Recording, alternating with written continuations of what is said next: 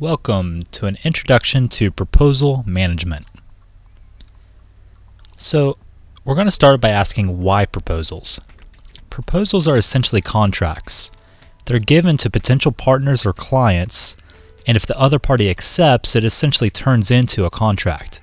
So there's a lot of importance held by these documents, even though they're just dream agreements when started. Proposals are essentially the central piece to everything that happens within a company. The proposals are communication mediums by which businesses, vendors, clients, partners, and employees all come together into agreement on wages, objectives, work to be done, and end goals desired. They're the underlying foundation that set the tone for future work. So if you want new business, your proposal is the first building block needed for bridging new dreams towards reality. So you want to know, where do you start in this whole process? If you want to master this skill, we recommend first mastering the software.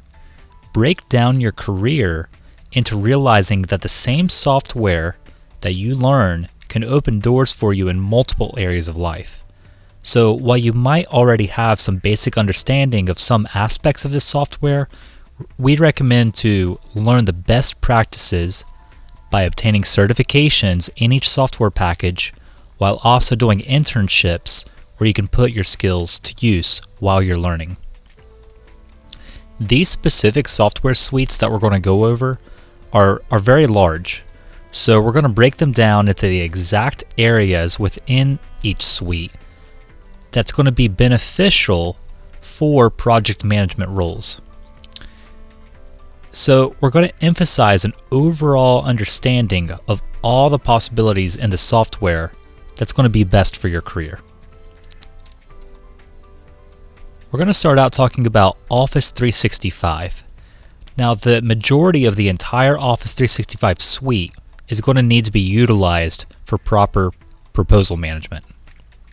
We've listed here Outlook, Word, Excel, PowerPoint, OneDrive, OneNote, SharePoint, Microsoft Teams, and Yammer.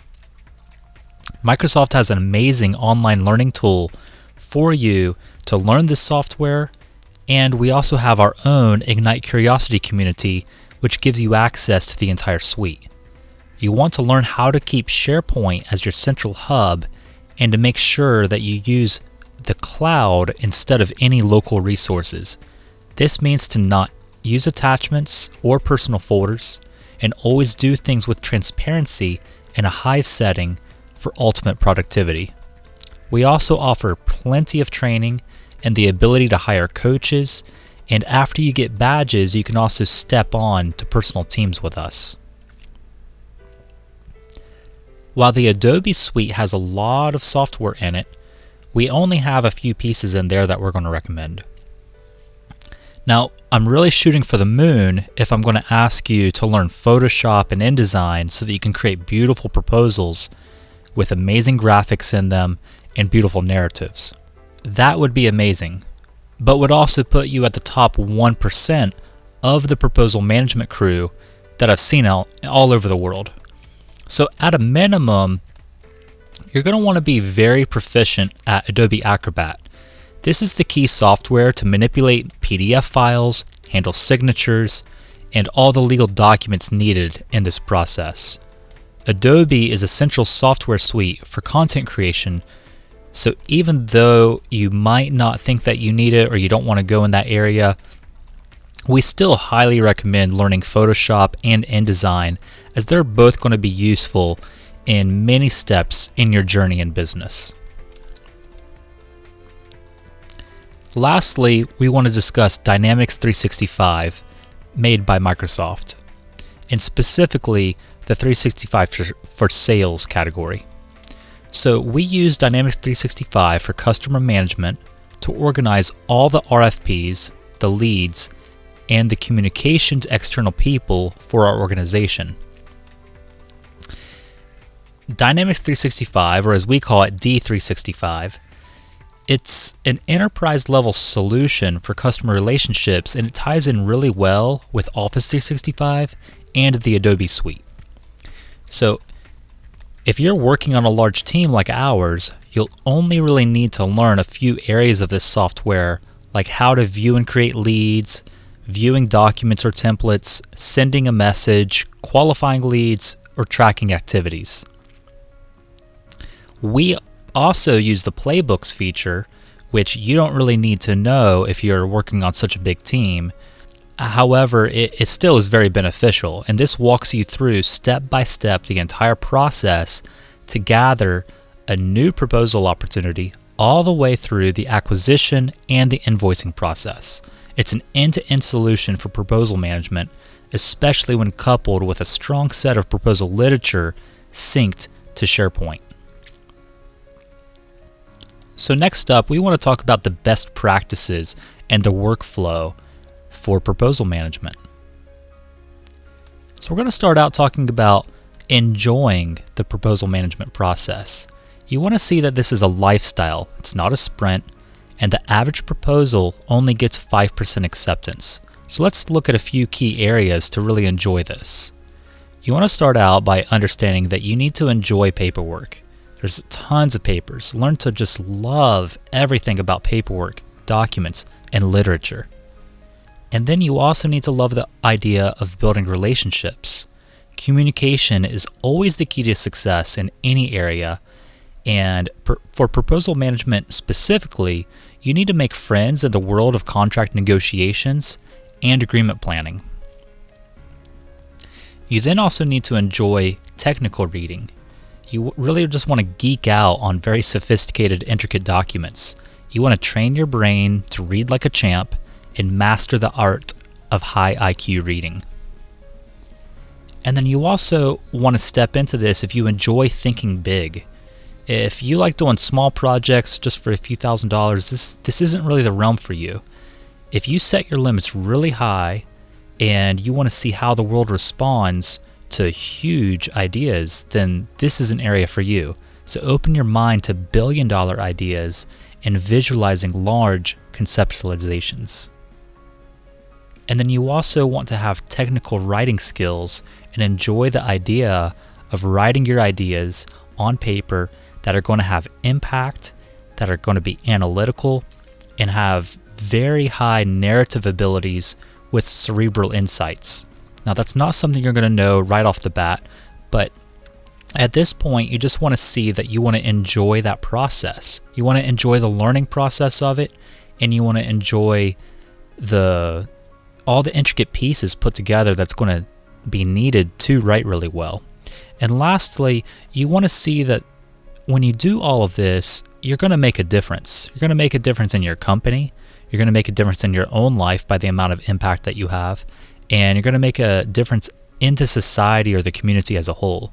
So you need to see that the small choices that you make when you're learning here, they really do go very far. And you could find passion and have awareness in your ability to be the reason for great change around the world. Next, we're going to talk about thriving with the hive. So when you work as a team, you're going to use the same ingredients to maximize success. And we're going to start out talking about how to embrace the chaos while centering your efforts. And what we mean by that is the more you see as I talk, you're going to see, wow, this is a lot going on.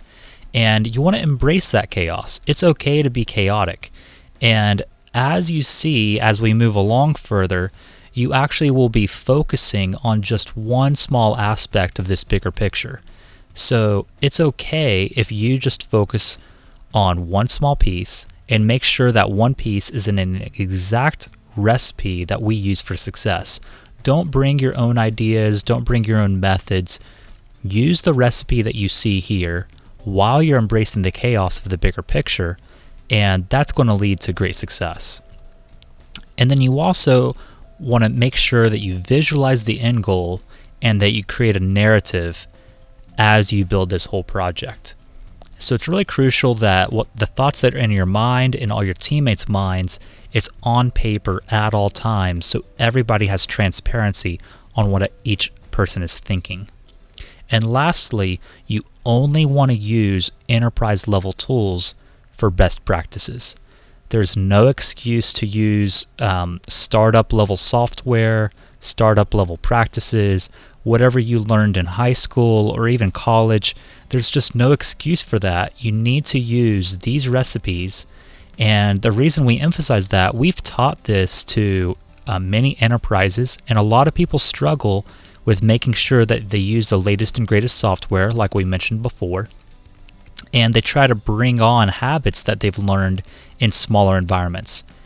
When you thrive with a hive in this style, you're going to be able to do multi-million-dollar projects, billion-dollar projects, and you're going to really see your abilities flourish. So with a collective consciousness, you're going to find it's far superior to any individual effort that you've done or any smaller practice that has not had an actual recipe to it. And you're not alone in this. When everybody uses the same method, you actually reduce the burden, and you can share that burden with your entire team, and you can also share the success with your entire team. And next we want to talk about the proposal management playbook. The playbook that we use is a 6-step process that allows you to secure any contract in any sector. So we're going to start talking about the discover phase. In discovery, you're simply going to shortlist multiple opportunities and store them all in your database. And what this essentially means is going out there and being a detective and researching and just trying to find, what opportunities, what requests for proposals are out there that look at least somewhat close to what my particular company needs or my department needs. And then you want to qualify that. You want to shortlist it even further, send it to your manager, or fine-tune that to really look down inside to make sure that the shortlist that you made, it just doesn't have any fat to it. You want to lean it up and just focus on one particular proposal at a time. And look at that to make sure that it's exactly what your team can do. And then we have an entire method that's called the grant method. So after you qualified that grant or that proposal, you want to use our grant method. And we have a full video and tutorial to teach you how to do the GRANT method. And this is essentially putting your whole narrative together, writing your story and putting that all together. Next, you want to actually present that narrative into a beautiful package. So the package is not just usually one file, it's multiple files that are all in one beautiful presentation, and then you either upload that into the proposal software that the contract officer has given you, or you're going to just email it back to them. But even in an email, there are very specific ways you need to package that email so it looks like a beautiful presentation. And if you package it the wrong way, if you package it on the wrong day even, you're going to get ignored. So we have a whole process for that, and you want to respect that process, respect that recipe, and go in order here. So that's step number 4. After you do that, regardless if you get a reply back from that or not, because remember we said before, only 5% of proposals are successful. So 95% are not going to be. So at this phase, you're going to analyze that, and you're going to upload into your tracking software, which ours is Dynamics 365, and you're going to say whether you won that or you did not win that, and hopefully at this point you have a little bit of feedback as well. We would rather have amazing feedback on the 95% that we don't win instead of just a no answer. We'd also just like, how long did it take them to get back with you? What did they say that was missing in your proposal? Because all of those mistakes that you made become your discovery phase on the next proposal that you write, and you can clean up your whole systematic process. And the chance that you do win that bid, though, in that 5%, that's when you move on to the invoicing phase. And so if it's approved, you'll still stay within that Dynamics 365 software suite, but at this point, you can now itemize the whole budget down, go back and look over the narrative that you put together, and pull apart the very first segment of that to put together your invoice. So now let's talk about the key roles in the Hive. Let's talk about the whole proposal team that you need, because as we've said before, it's chaotic, it's big, and maybe you don't want to do everything, especially when you first start out. So there's multiple expert roles that all work in unison to achieve the entire proposal completion. The first role we're going to talk about is the RFP detective. So the detective goes out and looks at numerous websites, talks to numerous people, and they know the pulse on the industry to figure out, where do I find the best requests for proposals for my particular team. And they're going to seek, hunt, find, and unlock the various pathways towards requests for proposals. So moving on, we also have a role that's known as the relationship manager. And this person is a communication specialist. They are quite the extrovert, and an extrovert is something that can be trained. It's not something you're born with. And that person wants to build bridges with all the soft skills needed to blend the internal teams and the external teams to make sure that the contract officer feels very respected during the whole process, and that the entire internal team has pure transparency so that everybody can play a part when putting this together. And then you have a project manager. The project manager is essential to make sure that you actually have the right people on staff to carry out that particular proposal. You don't want to give a proposal out and try to win a bid that you just aren't prepared for. So that project manager usually is staying on board and being transparent to make sure that you have the right staff, you have the right resources and tools, so that if you do win that, you're not going to be overwhelmed with too much work. And then you have the grant manager. The grant manager is a master storyteller that goes through our entire GRANT process to put together a beautiful narrative, and they come a little bit later in the process after you've already qualified it, just like you saw in our 6-step process. And that's going to be the bulk time and effort before you've won a bid.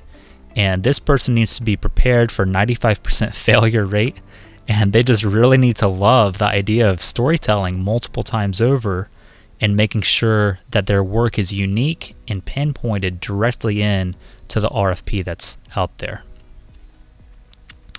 And then you have your operations strategist. The strategist creates mind maps, and it's either a team or an individual that focuses on the entire bigger picture and orchestrates all of the business together. And on a small team, you're going to bring that strategist in after you already win the award. On a very large team, though, the strategist actually creates that whole mind map, and that mind map will probably go inside of the narrative so that the contract officer can actually see and visualize as well. And the strategist also becomes a consultant or an advisor to the project manager. That way the project manager can focus on micromanaging, but the operations strategist can focus on the bigger picture. And lastly, we have the key personnel. So every single proposal that you create is going to need some experts and specialists to actually carry out the full mission and the objectives that are inside the work that needs to be done.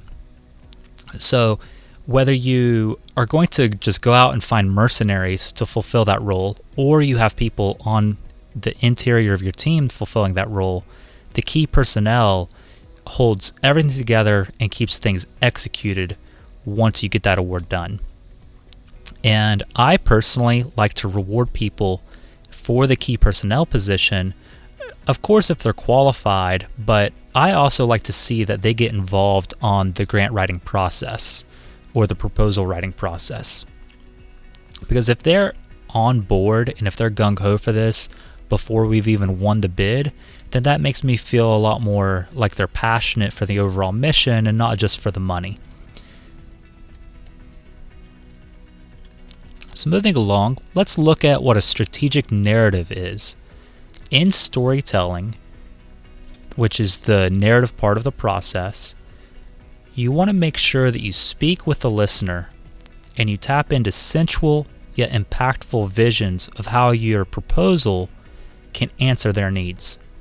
You need to dream in ink, be realistic, be resourceful, and be visionary. So regardless what role you have, the person that writes the narrative, all the weight is on their shoulders to bring this together and make it successful. That narrative, it just brings the project to life. It's a blank canvas before then. You have no money, you have no relationship built, and this narrative is so crucial. That's why we go over it so much. So at the beginning of the narrative, you want to discuss the present, and then you want to discuss how your particular narrative can solve the problem that's out there. How are you going to provide a solution that's the only answer that they need? And then you also want to sync your writing with beautiful imagery, visions, and you want to capture the reader's full attention. So it's not just, a narrative doesn't just mean it's words. It's words, it's photos, videos, it's fonts. There's so much that goes into that. So really think of all the senses that you can put into that narrative. Then you also want to create a business model. This isn't just some art project. You actually want to break that down. You want the fiscal budget.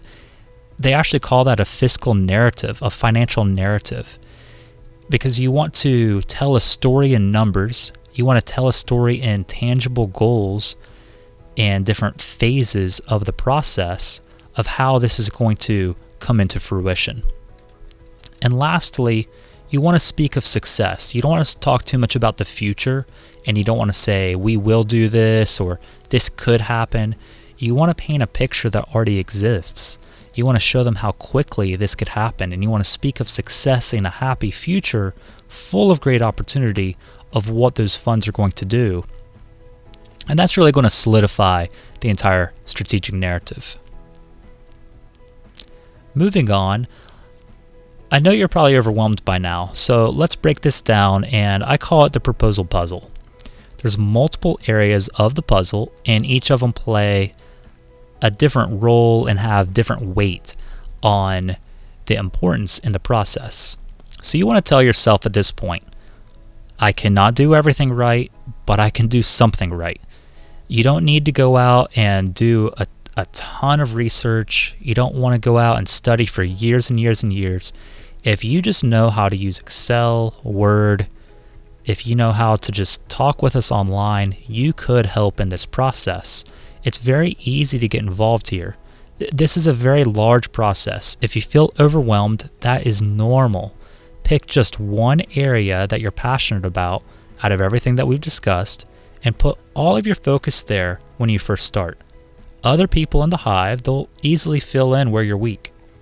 And then if you look at the chart here, the research, the discovery, the detective role, that gets the project just going out there and shortlisting projects. That honestly is 20% of the whole process. It's amazing how that works. And then to get it to 50%, to jump that far and be halfway done, that is writing that grant narrative. And the next part of the process only happens if you win the bid. So 50% is just winning the bid. And afterwards, you hand that over to the project manager. And some people, they're just going to be a project manager. They're going to be a DevOps manager, DevOps coach, focus chef, scrum master, all kinds of names for what that next role is going to be. And they take the start of the bid and they start putting things in motion. And the last person is the key personnel. They're waiting for all the right pieces to fall in place, and then everything's handed over to them, and they not only have to execute it, but they wrap everything up, put a bow tie on it, and give it back to that contract officer all wrapped up nicely. everything served within the budget, and then that's complete. So there's a few different stages of this process, and not everybody needs to get involved on day one. And you don't need to be overwhelmed thinking that you need to be there through the whole process either. If all you're doing is shortlisting the RFPs, then you can just shortlist, and who cares if you write the grant or not? Who cares if you execute anything? All your job is going to be is to shortlist, and that's fine because that's one very big piece of the whole puzzle. So, taking that same concept in mind, we want to think about how to fast-track your project management. The team who takes action is the team who succeeds. Hesitation creates failure. To become a master at all that is required, it takes just years. So be realistic as you learn, and the faster you move, realize that that's the faster you're going to get to the finish line. So we have 3 steps that I want you to do after this. I want you to pick one role out of everything that we talked about on the proposal team that sounds fun to you. And then I want you to go learn the software that we mentioned at the beginning and focus on just the areas for the role that you picked. And don't just learn though. I want you to get started. I want you to do an internship. I want you to partner on an actual real task. And then embrace all the mistakes and work on a team. Do not work as an individual. Embrace hive mentality, and then you'll have success. So that wraps up everything with this. This is brought to you by Dow Learning. You can learn more on dowlearning.org or the Ignite Curiosity program. Thank you very much, guys.